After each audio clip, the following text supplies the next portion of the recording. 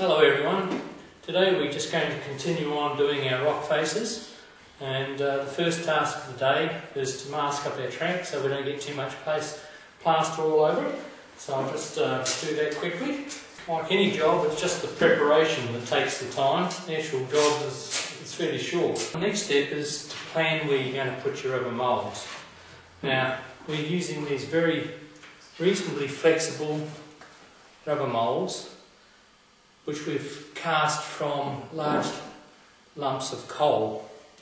Now what we're trying to do here is just get enough overlap so we get a continual rock face, and you'll find that it blends in, and you'll see the technique we use a little later on. So the first issue is that we have to decide and map out where we're going. We've already done a little bit of this, so what I'm going to do now is mark them with a pen, also their orientation, so that if I need to use the mould again in close proximity, I can rotate it through 180 degrees, and that will give us a totally different effect.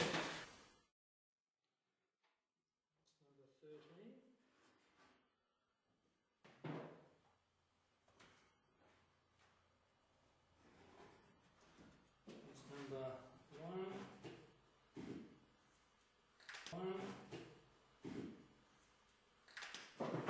Now this is just an approximation, but it allows us to choose the next mould, the one we're going to fill in the gap with.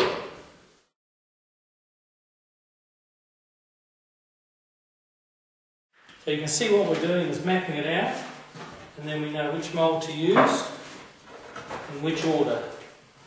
So there you go. It's a very rough map, but you'll see it works reasonably well. So let's get on with mixing some plaster. 2 trays which we've filled with damp sand, and we've covered the sand with the Glad wrap so that it keeps the sand from getting onto the mould. I'm just going to get John to demonstrate how much spray he used. This is a silicone spray. It's a good mould release. Give it a light spray with the silicone spray.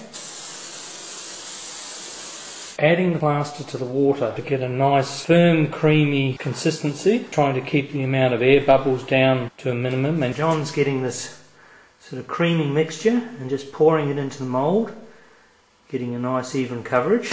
The idea is we're just thinning it out to the edges, working from the middle, pushing plaster out so we don't get too much around the edges. We need to do some preparation here, and what you'll see here, I've got 2 bottles. One is, the red one is set to a jet, and this is what I call my water plaster, which allows us to join the moulds together easily. And we've also got a normal, what I call a spray one, which I'm going to do now. This is a very sort of wet process, so hence why we've got the masking to keep the water off the track. But you'll see that I'm wetting the area down. Now this is just so that all the water in the plaster mould is not going to be sucked into the plaster shell. So we're just wetting that down. You need to have good spun, because as you're using the water, it's good if you just dab along at the bottom where all the water runs away, so that you're not getting excessive pools of water. Thanks, John. As you see, we're bringing the mould to the workplace in our tray, so it's easy to manipulate. We've also got the orientation hopefully correct, so that when we lay it up, and what we're really testing for is the plaster's not quite set, it's still soft, but it seems to be in a little bit of a plasticky form, which allows us hopefully to pick it up and put it against the layout. Now this is a very large mould, so we need to be careful here, but here we go. We just lay it on there like that, and then we just work in the edges, squeeze them around a bit. And the reason I love this sort of technique, as distinct from doing it in stiff moulds, is that whatever shape our hill profile is, we can get the rock face to follow it. So you're not getting a straight looking blob sitting on a hillside, which looks as though it's just been placed there. As the plaster is squeezed out, rather than touch it with my fingers, I spray it with the sprayer, and that sort of blasts the plaster away and allows a better paint finish than if I just did it with my fingers. So I try not to touch those areas because we don't want to lose the texture of the mould. We can't really do these moulds until we remove the mould here. So this is why we now choose the next section, and when this is ready, we'll know when it's ready because it'll start to warm up. Sometime later, and when I feel the back of the mould, it actually feels quite warm. So this is a good time to take it off. Now we just start peeling around the edges very slowly. I've already started this, just to do it, and you just sort of work it down the slope.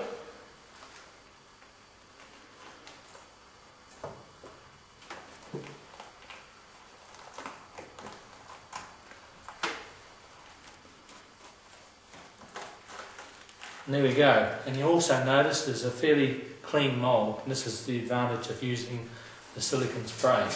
There we have our instant rock face, which is lovely.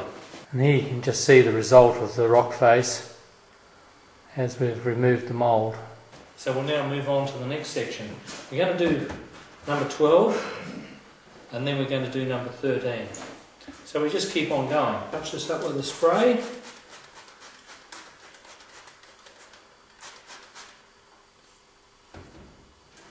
Sucking all the water out.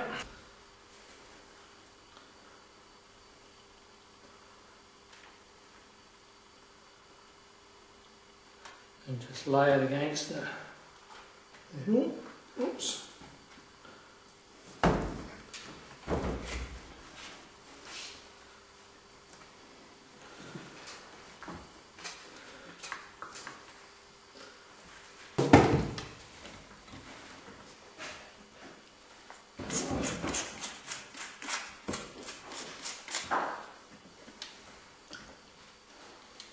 I might just use the water bottles with a little bit of weight to hold it in place.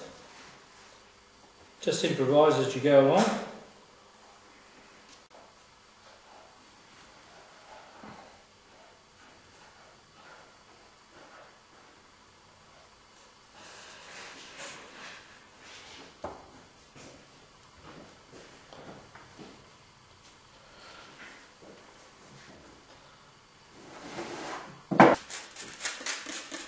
You see along that edge.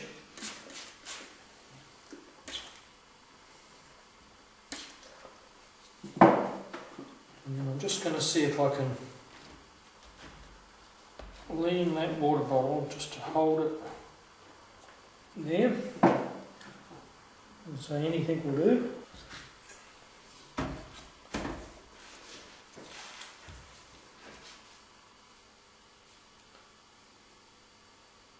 Now the secret is here, which allows me to do this, is that the moulds aren't too stiff. They're quite flexible, so I can get them to take the shape of my plaster shell. So that's how you go. You just keep continuing on, adding to it. Don't worry too much about little imperfections here and there, because when it's painted, they all seem to disappear. And with some green shrubs and all those sort of bits to hide all the little nasty misses, you'll find it just all disappears. So I hope you enjoy trying to do some flexible moulds on your plaster shell. I think it works wonderfully well, and once you can see the process is so simple, then it's just a matter of getting on with it.